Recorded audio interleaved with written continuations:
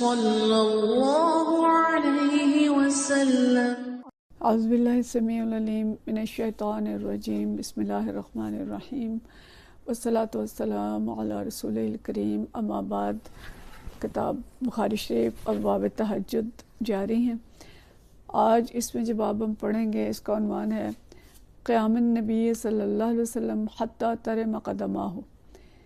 کہ نبی کریم صلی اللہ علیہ وسلم کا رات کو اتنا قیام کرنا کہ آپ صلی اللہ علیہ وسلم کے پاؤں مبارک کا سوج جانا۔ وقالت عائشہ رضی اللہ تعالی عنہا حتی یتفطر قدماہ، عائشہ رضی اللہ تعالیٰ عنہ فرماتی ہیں کہ آپ کے قدمین پھٹ جاتے معاذ اللہ۔ والفطور شقوق، اور فطور کہتے ہیں، امام بخاری لکھتے ہیں یہ تو تفطر قدماہ، وہ کہتے ہیں کہ فطور جو ہے یہ شقوق ہے، یعنی پھٹ جانا۔ اور انفطرت جیسے وہ صورتیں آئی ہیں، اذا السماء انفطرت اور اذا السماء انشقت الفاظ استعمال ہوئے ہیں، تو اس کی تشریح میں یہ لکھ رہے ہیں کہ اب پھٹ جانا، ٹکڑے ٹکڑے ہو جانا۔ صلی اللہ علیہ وسلم، آپ صلی اللہ علیہ وسلم کی عبادات، آپ صلی اللہ علیہ وسلم کا رجوع اللہ، آپ صلی اللہ علیہ وسلم کے شکرانے، ظاہر ہے ہم ان کے امتی اور ہمارے حالات کیا ہیں۔ بہرحال حدیث ہے 1078، اور یہ حدیث جو ہے حضرت مغیرہ سے ہے، مغیرہ بن شعبہ رضی اللہ تعالیٰ عنہ سے، مغیرہ بن شعبہ رضی اللہ تعالیٰ عنہ یقول، فرماتے ہیں ان کان النبی صلی اللہ علیہ وسلم لیقوم لیصلی، کہ نبی صلی اللہ علیہ وسلم جب نماز کے لیے کھڑے ہوتے تھے، نماز ادا کرتے تھے، اتنا کھڑے ہوتے تھے حتی ترم قدماہ، کہ آپ صلی اللہ علیہ وسلم کے پاؤں یا پنڈلیوں پر برم آ جاتا تھا، حتی ترم قدماہ او ساقاہ، آپ کے قدموں پر یا آپ کی پنڈلیوں پر برم آ جاتا تھا۔ فیقال لہ، تو آپ سے کہا جاتا تھا، یعنی آپ سے اس سلسلے میں عرض کیا جاتا تھا کہ آپ اتنا کھڑے کیوں ہوتے ہیں، اتنا کیوں لمبا قیام کرتے ہیں۔ فیقول، تو آپ فرماتے تھے افلا اکون عبدا شکورا، کیا میں اللہ کا شکر گزار بندہ نہ بنوں۔ یہ حدیث ویسے اس کی کیا ہم تشریح کریں، ہم تو اس کی تشریح کے قابل بھی نہیں ہیں کہ آپ صلی اللہ علیہ وسلم کا قیام، آپ کی عبادات، آپ کی سنتیں ہمارے لیے، آپ کے جذبے، آپ کے شکرانے، ہم تو بہت ہی کمزور لوگ ہیں اور ہم پڑھ سکتے ہیں ان چیزوں کو۔ تو آپ صلی اللہ علیہ وسلم کی نماز رات کی اور آپ کا قیام کا اتنا طویل ہوتا تھا کہ پاؤں مبارک جو ہیں وہ سوج جاتے تھے اور سوج کے پھٹ جاتے تھے، یعنی اتنی دیر تک کھڑے رہتے تھے کہ خون جمع ہو جاتا تھا پاؤں میں۔ اللہ تعالیٰ آپ کو بلند، مزید بلند درجے عطا فرمائے، مقام محمود عطا فرمائے۔ تو آپ صلی اللہ علیہ وسلم سے جب یہ کہا جاتا تھا کہ آپ کیوں اتنی مشقت اپنے اوپر لیتے ہیں، تو آپ صلی اللہ علیہ وسلم اس کا جو جواب دیتے تھے کہ کیا میں اللہ کا شکر گزار بندہ نہ بنوں۔ تو ہمیں یہ پتہ چلتا ہے کہ عبادت جو ہے یہ صرف اس لیے نہیں ہے کہ اللہ ہمارے گناہوں کو معاف کر دے یا ہماری جو کم سے خطائیں ہو چکی ہیں ان سے صرف نظر کرے، بلکہ عبادت جو ہے یہ محبت بھی ہے، یہ شکرانہ بھی ہے۔ امام ابن حجر عسقلانی اس کی تشریح میں جو لکھتے ہیں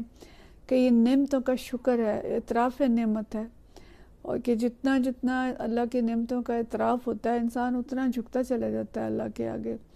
اور جتنی اللہ کی معرفت اسے حاصل ہوتی ہے اتنا شکر اس کے اندر پیدا ہوتا ہے اور اتنی وہ عبادت کرتا ہے۔ تو گویا عبادت جو ہے یہ صرف مغفرت کے لیے، اپنے بخشش کے لیے نہیں ہے، بلکہ محبت الہی کے اندر ہے، شکر نعمت کا اظہار ہے، اور ظاہر تہجد جو ہے وہ اس کا بہترین وقت ہے۔ اور یہ ہمیں نبی کریم صلی اللہ علیہ وسلم کی سنت سے پتہ چل رہا ہے کہ آپ کی اگلی پچھلی ساری خطائیں معاف تھی، لیکن پھر بھی آپ اللہ کی نعمتوں کا خصوصی شکرانہ ادا کرنے کے لیے طویل قیام فرما رہے ہیں۔ اللہ تعالیٰ کچھ حصہ اس کا جو ہے وہ ہمیں بھی عطا فرما دے۔ اگلا باب ہے من نام عند السحر، کہ اس شخص کے بارے میں جو سحری کے وقت سو جائے، یعنی یہ بھی جائز ہے کہ کوئی شخص تہجد پڑھے، طویل تہجد پڑھے، اور تہجد کے بعد طلوع فجر کے قریب تھوڑی دیر تک سو جائے، اپنی تھکاوٹ دور کر لے، یعنی جو اس کو یہ ڈر نہ ہو کہ وہ سوئے گا تو اس کی فجر نکل جائے گی، تو وہ آرام کر سکتا ہے۔ حدیث ہے 1079، اور یہ حدیث حضرت عبداللہ بن عمر بن العاص سے روایت ہے۔ وہ فرماتے ہیں اخبرہ کہ ان رسول اللہ صلی اللہ علیہ وسلم، کہ نبی صلی اللہ علیہ وسلم نے قال له، ان سے فرمایا احب الصلاۃ الی اللہ صلاۃ داؤد، کہ اللہ تعالیٰ کے نزدیک بہترین نماز داؤد علیہ السلام کی نماز ہے. وَأَحَبُّ الصِّيَامِ إِلَى اللَّهِ صِيَامُ داؤد، اور بہترین روزہ جو ہے وہ داؤد علیہ السلام کا روزہ ہے. وَكَانَ يَنَامُ نِصْفَ اللَّيْلِ وَيَقُومُ ثُلُثَهُ، اور وہ رات کا ابتدائی نصف حصہ جو ہے وہ سو جاتے تھے اور رات کے تہائی حصے میں وہ بیدار ہوتے تھے، اور یعنی تہائی حصہ جو ہے وہ قیام کرتے تھے. یقوم ثلثہ وینام سدسہ، اور پھر رات کا جو چھٹا حصہ تھا اس میں سو جاتے تھے. ویصوم یوما ویفطر یوما، اور ایک دن روزہ رکھتے تھے اور ایک دن ان کا افطار ہوتا تھا. تو اس میں جو چیز یعنی رات کے قیام کی ہمیں تفصیل حضرت داؤد علیہ السلام کی بتائی گئی. ظاہر ہے یہ اس طرح ہے کہ جو پوری رات استعمال کرے انسان، رات کا آغاز جو ہے مغرب کے وقت ہو جاتا ہے، جیسے سورج غروب ہوتا ہے تو رات جو ہے وہ کاؤنٹ ہو جاتی ہے، اور مغرب کا وقت نکال دیں، عشاء کا وقت نکال دیں، تو عشاء کے فوراً بعد اگر انسان سو جائے، اور رات اگر جیسے آج کل ہم دیکھتے ہیں کہ عشاء جو ہے تقریباً 9 بجے کے قریب ہو جاتی ہے اور فجر جو ہے وہ 3:15 بجے ہو رہی ہے، تو اس لحاظ سے ہم دیکھیں تو تقریباً 6 گھنٹے کی رات ہے. تو ابتدائی 3 گھنٹے اگر یعنی اس میں سے سویا جائے تو 12 بجے تک سونا، اور اس کے بعد اس کا تیسرا حصہ جو ہے یعنی تقریباً 1.5 گھنٹے کا قیام، اور اس کے بعد 1.5 گھنٹہ پھر آرام کرنا. تو اس طرح سے یہ 6 گھنٹے جو ہیں ہو جاتے ہیں. اسی طرح اگر سردیوں کی طویل رات ہوگی تو اس میں زیادہ وقت مل جائے گا، لیکن ہمارے یہاں اب صورتحال یہ ہے کہ رات کی تقسیم تو ہے ہی نہیں. ہماری راتیں اب دن بن چکی ہیں، اور رات 12 بجے تو ہماری رات کا آغاز ہوتا ہے، اور جس کی رات کا آغاز 12 بجے ہوا ہے تو 3:15 بجے اگر فجر ہو رہی ہے تو اس کے تو 3.25 گھنٹے ٹوٹل ہوئے، اور وہ کس وقت اٹھے گا اور کس وقت تہجد پڑھے گا. تو یہی وجہ ہے کہ ہماری جو ہے وہ تہجد بھی صحیح نہیں پڑھی جاتی، اور تہجد پڑھنے والے لوگ بھی کم رہ گئے ہیں. بلکہ اب تو حال یہ ہوتا ہے کہ لوگ فجر بھی جو ہے وہ بھی مشکل سے پڑھتے ہیں، اور پہلے ہی ہوتا تھا کہ جو 2 نیندوں کے درمیان نماز ہوتی تھی وہ تہجد ہوتی تھی، اور اب 2 نیندوں کے درمیان جو نماز ہے وہ فجر ہے، کہ رات دیر سے سوئے اور پھر اٹھے، جلدی جلدی مارا مار فجر پڑھی اور کوئی ہوش نہیں فجر کے بعد، اور اس کے بعد پھر سو گئے، اور پھر صبح جب دل چاہا وہ اٹھے. تو یعنی ہمارے ہاں اب جو راتیں ہیں وہ زیادہ تر دوسرے کاموں میں گزرتی ہیں، بجلی آ جانے کی وجہ سے، موبائلوں کی وجہ سے، غیر ضروری مصروفیات. اور اگر ایک شخص سونا بھی چاہے تو گھر کا ماحول ایسا ہوتا ہے کہ وہ سو نہیں سکتا، کیونکہ سب گھر والے جب سوئیں گے شور کم ہوگا تو سو سکیں گے. اور اگر سارے گھر والے بھی سونے کا ارادہ کریں تو جو فون ہے، موبائل ہیں،